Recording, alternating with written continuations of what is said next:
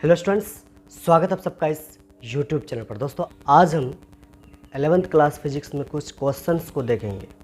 तो चलिए, जैसा कि आपको दोस्तों एक क्वेश्चन आपको स्क्रीन पर दिख रहा होगा, तो चलिए इस क्वेश्चन को हम सॉल्व करते हैं। सबसे पहले इस प्रश्न को करने के लिए आपको दिशाओं के बारे में जानना पड़ेगा।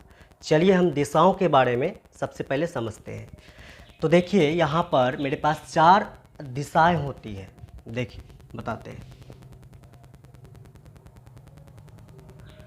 आपको पहले से भी पता होगा।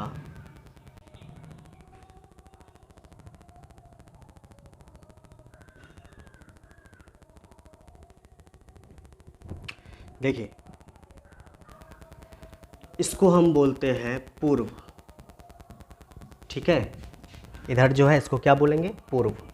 और इधर जो है, इधर पीछे की तरफ, ये अगर पूर्व हुआ आगे की तरफ तो पीछे क्या होगा? पश्चिम।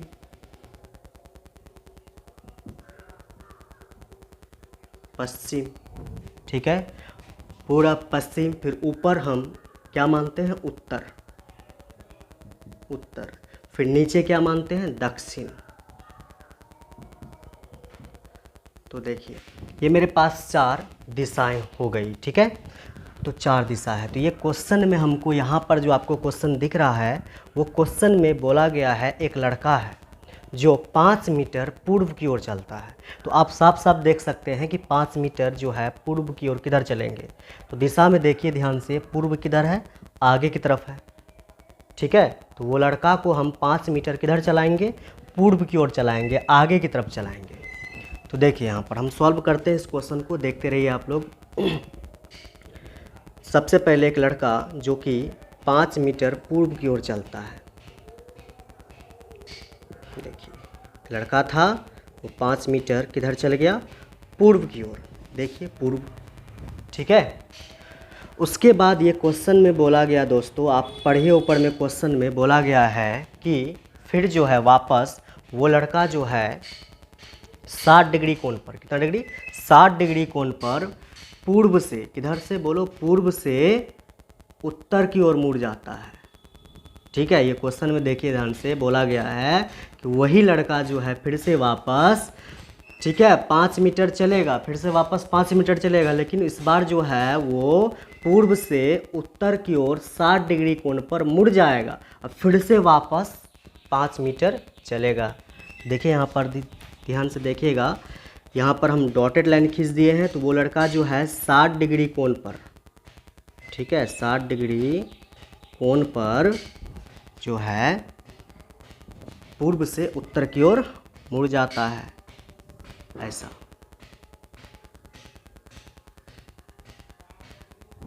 और फिर से मुड़ करके 60 डिग्री कोण पर मुड़ करके फिर से वो 5 मीटर की यात्रा तय करता है। तो इस प्रकार से दिया गया है। तो आपको हम बता चुके हैं दोस्तों, यहाँ पर त्रिभुज नियम के बारे में हम पढ़ाए थे इसके पिछले वाले लेक्चर सब में। त्रिभुज नियम, वेक्टर जो है triangle law, vector triangle law के बारे में पढ़ाया गया था। उसमें क्या था, अगर आपके पास एक सदिश है, फिर से वापस देखिए, एक सदिश है, मान लीजिए यहाँ पर क्या है? वेक्टर ए, ठीक है। और दूसरा सदिश क्या है? देखिए ध्यान से, मान लीजिए यहाँ पर क्या है? वेक्टर बी है, ठीक है। ये मान लीजिए वेक्टर क्या है? बी है। अब क्या होगा, अगर हम इन दोनों को त्रिभुज नियम से जोड़ते हैं, ट्रायंगल लॉ से जोड़ते हैं, तो होता है क्या? ये जो पहले वाला वेक्टर है इसका हेड को, ठीक है, दूसरा वाला वेक्टर जो है इसके ये टेल को पकड़ते हैं। तो इसके पहले वाले वेक्टर को हेड, पहले वाले वेक्टर का हेड और दूसरे वाले वेक्टर का क्या लेते हैं? टेल। और दोनों को क्या करते हैं? मिला देते हैं। मतलब हेड से किसको मिलाएंगे? टेल को। तो क्या करेंगे? इसको पकड़ेंगे और इसका देखो यहाँ पर टेल है और इसका क्या यहाँ पर हेड है, इसका हेड है और इसका क्या है? टेल है। तो क्या करेंगे? इसको हम ऐसे ला करके यहाँ रख देंगे, पैरेलल शिफ्टिंग इस प्रकार से कर देंगे, ठीक है। तो क्या होगा? इसका हेड इसके टेल से क्या हो जाएगा? मिल जाएगा, इस प्रकार से ये हो जाएगा वेक्टर बी, ठीक है। ये हो गया वेक्टर ए, हो गया वेक्टर बी, जुड़ गया ट्रायंगल लॉ। ट्रायंगल दिख कहाँ रहा है? देखो, एक होता है परिणामी सदिश, रिजल्टेंट वेक्टर। क्या होता है? परिणामी सदिश, रिजल्टेंट वेक्टर, उसको हम कहाँ से लेते हैं, उसको हम ये पहले वाले वेक्टर के टेल को, ठीक है, और दूसरे वाले वेक्टर के हेड को पकड़ते हैं। मतलब कि पहले वाले वेक्टर के टेल से दूसरे वाले वेक्टर के हेड तक की ये जो दूरी होती है, ये दूरी को हम बोलते हैं परिणामी सदिश, रिजल्टेंट वेक्टर। इसको दिखाते हैं किस प्रकार से हैं, इसको दिखाएंगे आर और इस पर क्या लगाएंगे वेक्टर, और ये आर वेक्टर क्या कहलाएगा दोस्तों, ये जो आर वेक्टर है ये कहलाएगा परिणामी सदिश। उम्मीद है आपको समझ में आया होगा। इसी को हम बोलते हैं त्रिभुज नियम, ट्रायंगल लॉ। ठीक है, अब चलिए इस प्रश्न को करते हैं, इन सभी को यहाँ से हम हटाते हैं।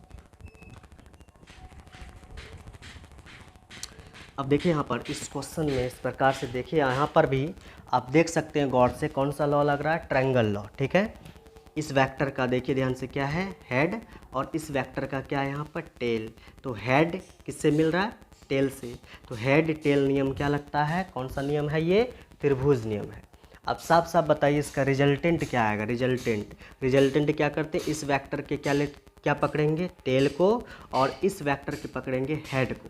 तो हेड और किसको मिलाएंगे, टेल। तो इसका परिणामी जो होगा, इस वेक्टर के टेल से इस वेक्टर के हेड तक की ये दूरी होगी, ये दूरी होगी, जिसको क्या बोलेंगे हम, आर वेक्टर। ठीक है, और इसको आप चाहें तो क्या बोल सकते हैं, विस्थापन भी बोल सकते हैं, चूँकि क्वेश्चन में हमको बोला गया विस्थापन ज्ञात कीजिए, लड़के का विस्थापन ज्ञात कीजिए। तो विस्थापन कैसे निकलेगा, विस्थापन अगर हम आर को निकाल लेंगे तो इस लड़के का, जो भी लड़का पूरब चला है फिर उत्तर चला है 60 डिग्री एंगल पर, उसका विस्थापन भी निकल आएगा। तो सबसे पहले मेरा उद्देश्य ये होगा कि हम जो है रिजल्टेंट आर वेक्टर को ज्ञात करें। चलिए, तो आपको इन सभी का फॉर्मूला बताया गया था। देखिए हम क्या करते हैं दोस्तों, ये जो है इसको मान लेते हैं ए वेक्टर, ठीक है, और इसको मान लेते हैं दोस्तों बी वेक्टर। ठीक है, अब देखिए यहाँ पर रिजल्टेंट आर का फॉर्मूला होता है, root under A square plus B square plus 2ab cos theta, ये सूत्र होता है। रिजल्टेंट का सूत्र क्या होता है, root under A square plus B square plus 2ab cos theta, ये सूत्र होता है।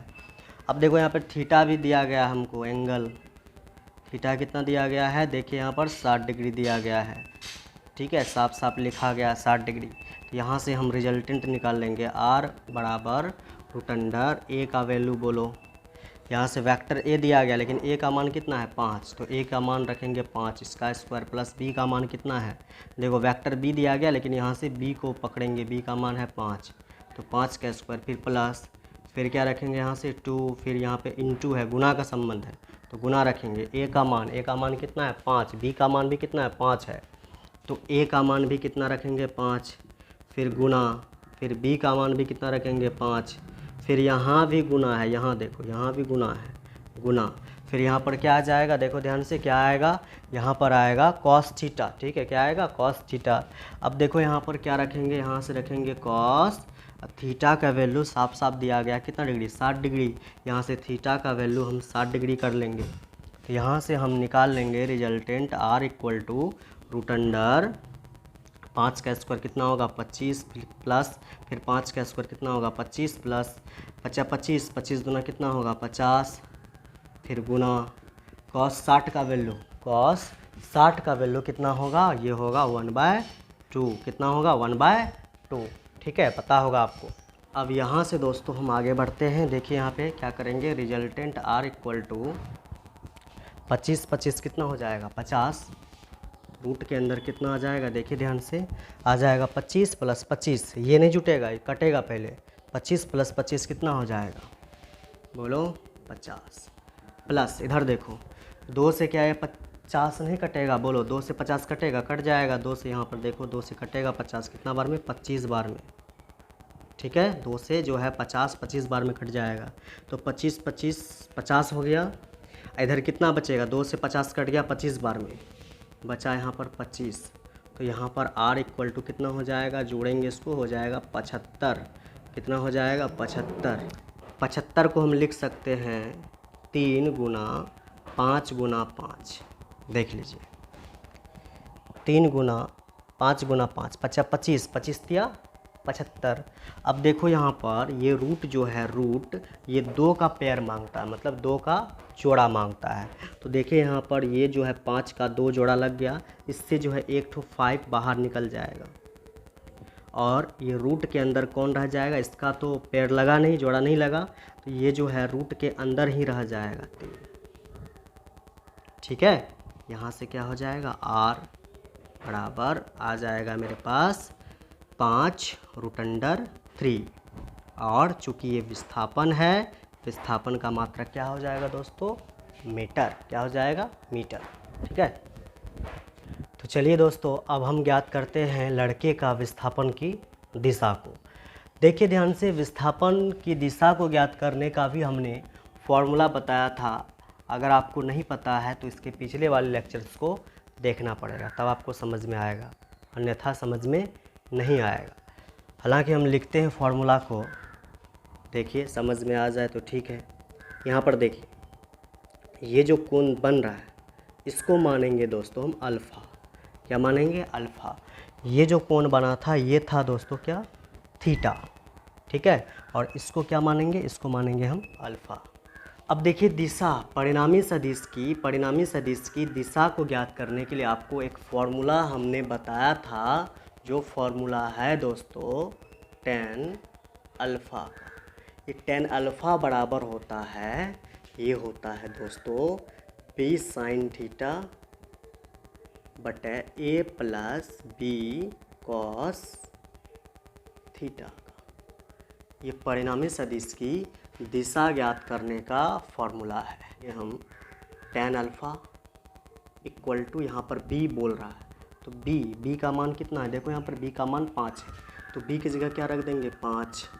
फिर यहाँ गुना है तो गुना रखेंगे, यहाँ पर क्या है, साइन थीटा है। थीटा का मान कितना है, देखो यहाँ पर साफ साफ थीटा का मान 60 डिग्री है, तो यहाँ पर थीटा की जगह हम 60 डिग्री लिख लेंगे। तो फिर क्या यहाँ पर बटा इस प्रकार से लिखेंगे। फिर क्या a है, a का वैल्यू कितना, देखो a का मान कितना है, 5 है, तो a की जगह क्या रखेंगे, 5 रखेंगे। फिर यहाँ प्लस है तो प्लस, फिर यहाँ b है, b का वैल्यू कितना है, 5 है, तो v की जगह हम क्या रखेंगे, 5 रखेंगे। फिर यहाँ गुना है तो गुना रखेंगे। यहाँ पर क्या है बोलो, cos थीटा। थीटा का मान कितना है, देखो यहाँ पर थीटा का मान देखो साफ साफ कितना डिग्री है, 60 डिग्री है, तो ये थीटा की जगह कितना रख लेंगे, 60 डिग्री रख लेंगे, ठीक है। तो यहाँ पर आगे हम बढ़ते हैं, यहाँ से देखिए क्या आ जाएगा, tan अल्फ़ा इक्वल टू आ जाएगा, यहाँ से क्या आ जाएगा 5, फिर गुना साइन 60। साइन 60 का वैल्यू होता है दोस्तों √3/2। कितना होता है, √3/2। आपको पता होगा कि साइन 60 का वैल्यू √3 कितना होता है, 2 होता है। फिर इस प्रकार से हम बटे को खींचेंगे, उसके बाद लिखेंगे यहाँ पर 5, फिर प्लस, फिर क्या रखेंगे 5, फिर क्या रखेंगे गुना, ठीक है। फिर यहाँ पर आ जाता है cos 60 डिग्री। तो cos 60 का वैल्यू आपको पता है होगा कितना होता है, 1/2 होता है, 1/2 होता है। तो इसको हम आगे सॉल्व करते हैं। सबसे पहले यहाँ पर ये चित्र को हमको यहाँ पर हटाना पड़ेगा, ठीक है। चलिए इस चित्र को यहाँ से हम हटाते हैं। 5 को √3 में गुना करेंगे, 5 को √3 में गुना करेंगे तो आंसर आएगा 5√3 बटे कितना, 2। इस बटे को हम ऐसे लिखते हैं, बटे 2। फिर ये वाला भी बटा है, ऐसे लिख देंगे ये वाले बटे को, ठीक है। ये वाला भी बटा है, ऐसे लिख देंगे इस वाले बटे को, ठीक है। उसके बाद क्या है, यहाँ पर 5 है तो रखेंगे यहाँ पर 5, फिर प्लस, फिर रखेंगे यहाँ पर, देखो 5 को 1 में गुना करेंगे, 5 1 5, फिर बटे 5 को 1 में गुना करेंगे 5 बटा कितना हो जाएगा, 2, 5/2। उसके बाद क्या करेंगे, यहाँ से लिखेंगे tan अल्फ़ा इक्वल टू, ऊपर में देखो यहाँ पर क्या हो जाएगा, इसको सेम रखेंगे, 5√3 सेम रखेंगे, फिर बटे, फिर कितना है 2, फिर ये जो बटे है इस बटे को ऐसे खींच देंगे। देखो यहाँ पर क्या है, 2 और 1 कैल्शियम कितना होगा, 2 होगा, 2 और 1 कैल्शियम 2 हो गया। अब हम क्या करेंगे, जब एलसीएम यहाँ पर देखो 2 और 1 कैल्शियम 2 आ गया, ठीक है, 2 आ गया। उसके बाद यहाँ पर देखिए ये और ये क्या सेम है, एक और यहाँ पर देखो क्या सेम है, ये सेम नहीं है, यहाँ पर 1 है यहाँ पर 2 है, सेम नहीं है। जब सेम नहीं रहेगा तो क्या करेंगे, यहाँ पर नीचे वाले को ऊपर वाले से गुना कर देंगे, 2 को हम 5 से गुना करेंगे, कितना आ जाएगा 5 गुना 10, यहाँ 10 रख देंगे, प्लस यहाँ देखो सेम है, ये भी 2 है ये भी 2 है। जब सेम रहता है, जब सेम रहेगा तो इसमें हम किसी से नहीं गुना करेंगे, सेम रहेगा तो हम इसको सेम उतार देंगे इस प्रकार से, ठीक है। तो यहाँ से आ जाएगा मेरे पास tan अल्फ़ा इक्वल टू, देखो यहाँ पर ये 2 और ये 2 क्या हो जाएगा, कट जाएगा, ये 2 और ये 2 क्या हो जाएगा, कट जाएगा। बचेगा कितना, यहाँ पर देखो बचेगा 5, क्या बचेगा √3, फिर बटे यहाँ देखो 10 5 15, क्या बचेगा 15। अब क्या होगा दोस्तों, यहाँ पर देखिए इसको हम इधर सॉल्व करते हैं, इसको हटाते हैं यहाँ से देखिए क्या आएगा मेरे पास, आ जाएगा दोस्तों tan अल्फ़ा इक्वल टू कितना है 5√3 बटे 15, कितना है 5√3 बटे 15। अब देखिए 5 से 15 कट जाएगा, 5 का 5 5 दिया 15, 5 का 5 5 दिया 15 कट गया। तो यहाँ से आ जाएगा मेरे दोस्तों tan अल्फ़ा इक्वल टू √3/3, ठीक है। और आपको पता होगा कि 1/3 में, सुनना ध्यान से, tan अल्फ़ा इक्वल टू ऊपर में क्या है √3 बटे, आपको पता होगा कि 1/3 में 2 ठो √3 छुपा हुआ है, 1/3 में जो है 2 ठो √3 छुपा हुआ रहता है। देखो यहाँ पर इस √3 को सेम लिख दिए, 1/3 में 2 ठो √3 छुपा हुआ है, ठीक है। अब देखो ये √3 से ये √3 क्या हो जाएगा, कट जाएगा, ऊपर में कितना बचेगा 1। यहाँ पर मेरे पास आ जाएगा tan अल्फ़ा इक्वल टू कितना आ जाएगा 1/√3, 1/√3 आ गया, ठीक है। यहाँ तक समझ में आया। यहाँ से लिखेंगे हम tan अल्फ़ा, उसके बाद देखिए दोस्तों क्या करेंगे, समझिएगा ध्यान से, ये जो है, ये जो मेरे पास है 1/√3, 1/√3, ये tan कितना का मान होता है, इधर tan है तो उधर भी किसके अनुसार सोचना है, tan के अनुसार ही सोचना है। तो 1/√3 कितना, tan जो है 1/√3 tan कितना का मान होता है, आपको पता होगा कि 1/√3 जो होगा वो कितना का मान होता है, वो होता है दोस्तों tan 30 डिग्री का वैल्यू, ठीक है। tan 30 का वैल्यू 1/√3 होता है। अब हम क्या करेंगे दोस्तों, यहाँ भी tan, इधर भी tan, ये tan से tan क्या हो जाएगा, कट जाएगा। तो मेरे पास यहाँ पर देखो अल्फ़ा, ये देखो अल्फ़ा बराबर कितना आ जाएगा 30 डिग्री आ जाएगा। इस प्रकार से कहानी चल रहा है, अल्फ़ा इक्वल टू 30 डिग्री। तो ये जो अल्फ़ा आप निकाले, अल्फ़ा जो निकाले, यही है दोस्तों परिणामी सदिश की दिशा। उम्मीद है दोस्तों आपको ये वीडियो समझ में आया होगा। अगर दोस्तों आपको ये वीडियो समझ में आया है तो आप इस वीडियो को लाइक करें, चैनल को सब्सक्राइब करें एवं और दोस्तों में इस वीडियो को शेयर करें। धन्यवाद।